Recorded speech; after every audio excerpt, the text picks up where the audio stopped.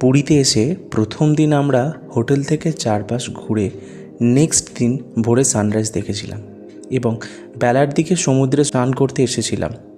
বিকালে ওমকারেশ্বর মন্দির, গুপ্ত বৃন্দাবন, জগন্নাথ দেবের পিসির বাড়ি, মাসির বাড়ি ঘুরে এবার তোমরা দেখবে থার্ড দিন ইন পুরী। এখন ঘড়িতে 7:56, আমরা বেরোচ্ছি সাইট সিনের জন্য।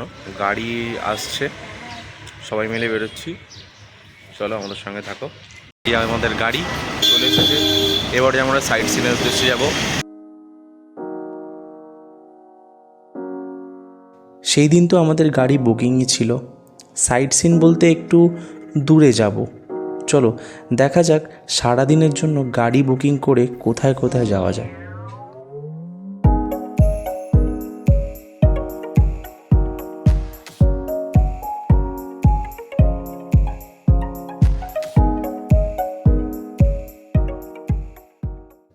সকাল সকালই পুরো আকাশটা কালো মেঘে ঢেকে গিয়েছিল এবং অনবরত ফোঁটা ফোঁটা বৃষ্টি আমাদের ঘোরার প্ল্যানটাকে ভেস্তে দেওয়ার চেষ্টা করছিল। প্রথমেই গাড়ি দাঁড়ালো স্যান্ড আর্ট মিউজিয়াম।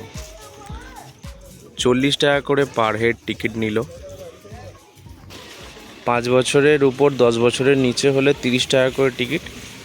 এই মিউজিয়ামের ভিতরে সুদাম প্রধান নামে এক ব্যক্তির গড়া বহু স্যান্ড আর্ট বানানো রয়েছে। স্যান্ড আর্ট মিউজিয়ামে কেন ঢুকলাম বোঝা গেল না। স্যান্ড আর্ট থেকে বেরোলাম, ঢুকে খুব ভালো কাজ করেছে, কিন্তু কেন ঢুকলাম কিছু বুঝতে পারলাম না। मजा नहीं आ रहा है।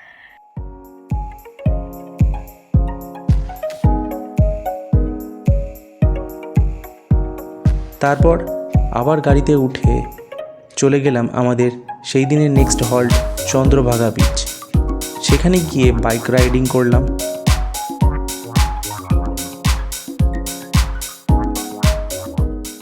আমরা আছি চন্দ্রভাগা বিচে, এখানে বাইকিং করলাম। 200 টাকা করে বাইকিং নিল, 5 মিনিটও চালায়নি, চাপাতে দেয়নি। আমি আর আমার গোলু দুজনে মিলে চাপলাম। এখানে সমুদ্র তটের যে সমুদ্রের ঢেউ ভেরি পাওয়ারফুল। বাড়ি থেকে আমরা ব্রেকফাস্ট করে বেরিয়েছিলাম, তাও এখানে হালকা কিছু খিদে পাচ্ছিল বলে নেক্সট স্টপ ছিল কোনারক সান টেম্পল। সূর্য মন্দির, কোনারক টেম্পল সামনে। পায়ে তাপ লাগবে বলে আমরা ছোট ছোট কয়েক জোড়া মোজা নিয়েছিলাম, যাতে পায়ে তাপ না লাগে। মোজাটা পরে মন্দির ঘুরবো, কিংবা কোনো যেখানে রকগুলো তেতে থাকে সেখানগুলো আমরা হাঁটবো। কিন্তু এই তো বৃষ্টি পড়ছে। সেখানে গিয়ে প্রথমে ঢুকলাম সান টেম্পল মিউজিয়াম।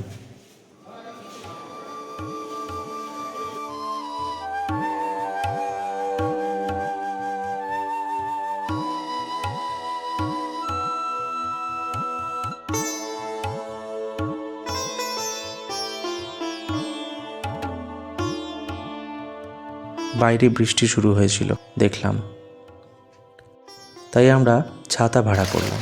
বাইরে 50 টাকা করে বড় বড় ছাতা, বড় বড় ছাতা নিয়ে ভাড়া নিয়ে তারপরে আমরা কোনারক মন্দিরে যাচ্ছি।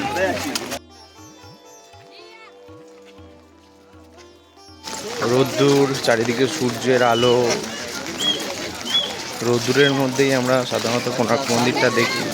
বাট আজকে বৃষ্টির মধ্যে আলাদা করে একটা এক্সপিরিয়েন্স করবো।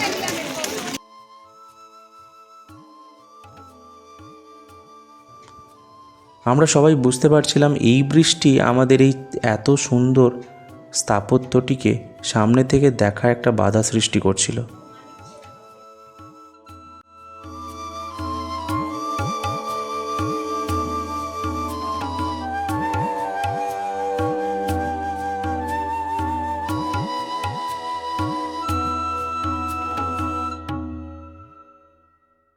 আমরা প্রায় ভিজে গিয়েছিলাম।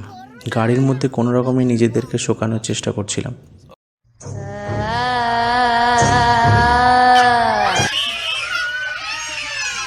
গোলুকে দিয়ে একটু মাথা টিপে নিচ্ছিলাম।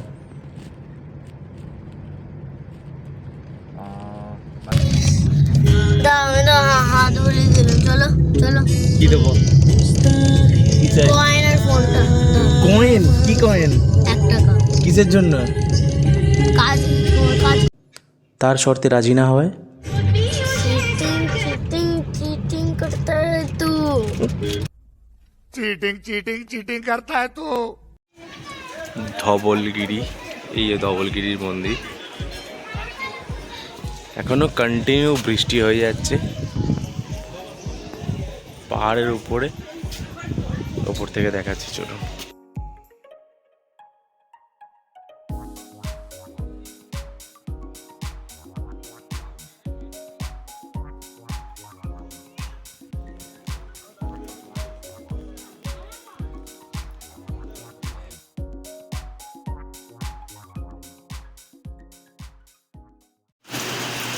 লাঞ্চ করতে এসেছিলাম।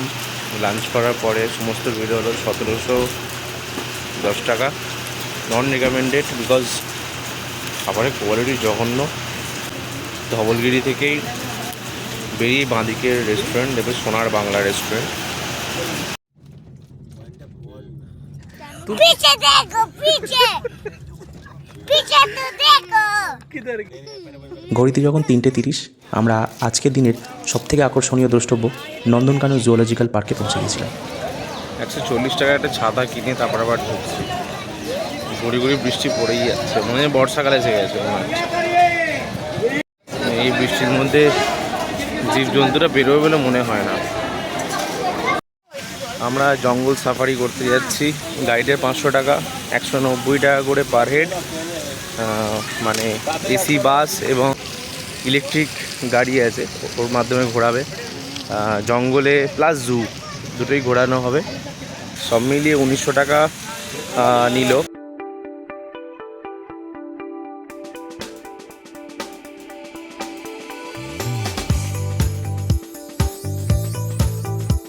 চলো, আমরা ব্যাটারি গাড়িতে উঠে পড়েছি।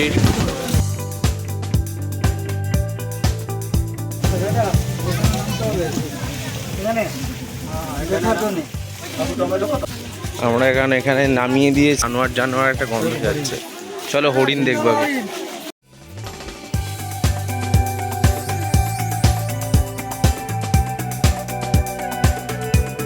পুরো জঙ্গলের মধ্যে দিয়ে আমরা যাচ্ছি মনে হচ্ছে। এখানে আর একটা কিছু আছে। অ্যাকচুয়ালি পুরো এনভায়রনমেন্টটাই পুরো অ্যামাজন জঙ্গলের মতন করেছে, কারণ এরা অ্যামাজন জঙ্গলের প্রাণী।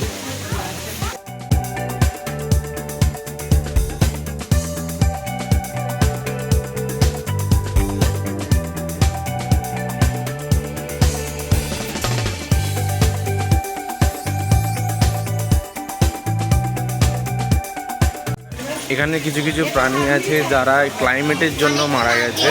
হ্যাঁ, তাই জন্যই তাদের জুয়ের কেজগুলো সব ফাঁকা ফাঁকা আছে। অনেকগুলো বাঁদরের জাতের দেখলাম।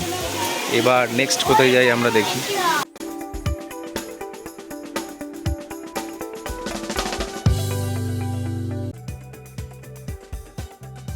এবার আমরা এই ডাইনোসরের নিচে দিয়ে ঢুকবো।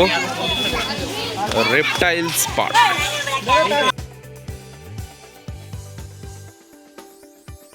মধ্যে যে সাপ কচ্ছপ এইসব দেখার আমার কোনো ইচ্ছা নেই, আমার ভালো লাগে না।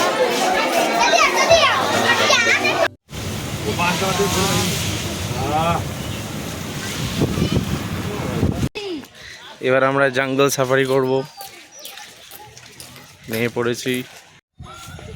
তো আমরা এখন বাসে করে জঙ্গল সাফারি করব। এবার ওরা গ্যারেন্টি দিয়ে দিয়েছে যে বাসে করে ঘুরবেন, যদি আপনাদের ভাগ্য ভালো থাকে কোনো সময় বাঘ, সিংহ, প্রত্যেকটা পার্ক আলাদা আলাদা করা আছে, তাহলে কিন্তু আপনারা দেখতে পারেন। সেরকম কোনো ওরা কিন্তু গ্যারেন্টি দেয়নি, ইভেন টিকিট হলে সেইটাই লেখা আছে। বলেছে এখানেই নাকি বাঘ বেরোবে, দেখা যাক।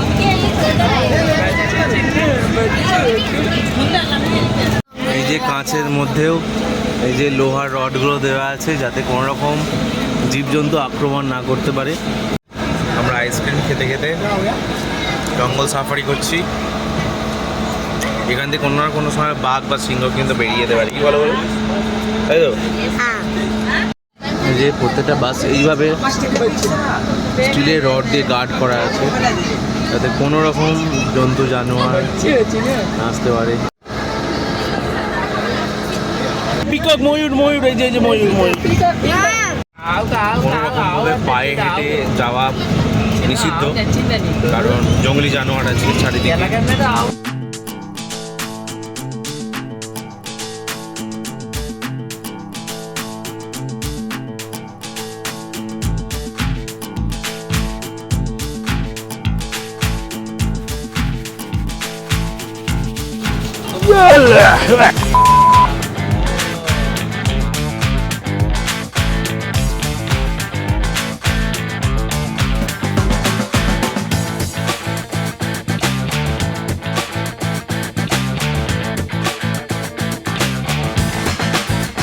এই ভাল্লুকগুলো এক্সট্রা পিছন পাকা না, হ্যাঁ, ওরা আমাদের সামনে এসে পটি করলো, না ধুলো, না ছুঁচু করলো, হ্যাঁ, না ফ্লাশ করলো, আমাদের সামনে এসে কুকর্মগুলো করতে হবে। এটা কি বুঝেন না কেন? এই তো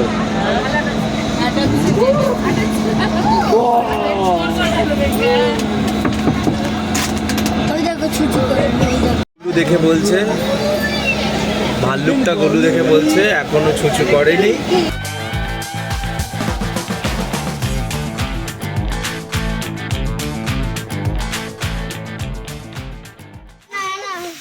আমাদের এই টিকিট অনুযায়ী এখানে আমার লেখা ছিল টাইগার, লায়ন, বিয়ার, হার্বিভোরাস যেসব অ্যানিমালসগুলো আছে সেইগুলোকে দেখাবে 110 টাকা করে পার হেড টিকিট। তো সবই দেখেছি আমরা, শুধুমাত্র ব্যাড লাক টাইগারটা আমরা দেখতে পাইনি, কিন্তু জুয়ের মধ্যে আই থিঙ্ক দেখতে পাবো না। আমরা আবার জুয়েতে যাব, কারণ আমরা আবার ওই ব্যাটারি গাড়িতে আবারও চড়বো।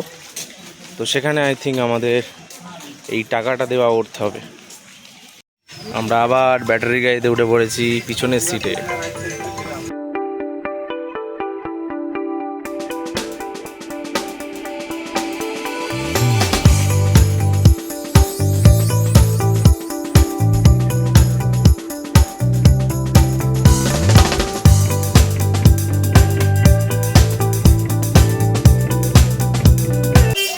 আবার একটুখানি গিয়ে আমরা নেমে পড়েছি, টাইগার দেখবো এবার।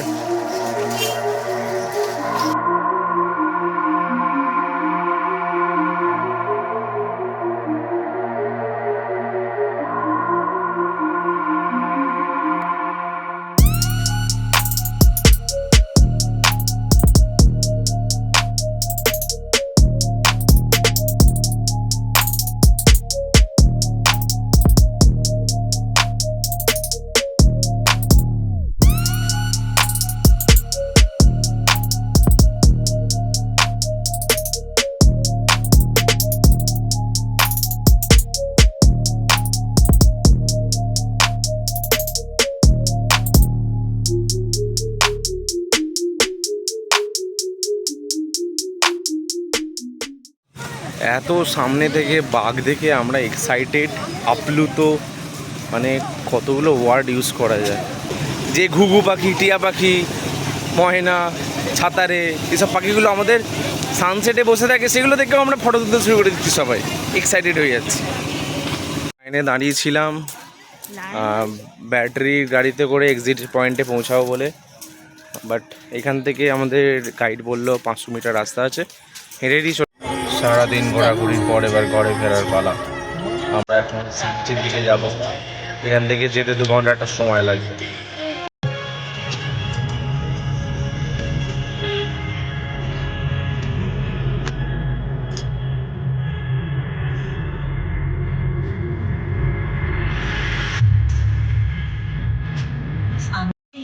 সব কিছু হয়ে যাওয়ার পরে আমরা এই 8:30 নাগাদ হোটেলে ঢুকছি, একটুখানি ফ্রেশ হয়ে তারপরে আমরা আবার রাতের খাবারের জন্য বেরোবো। সেই দিন রেস্টুরেন্টে আমাদের দিনটা শেষ হয়েছিল।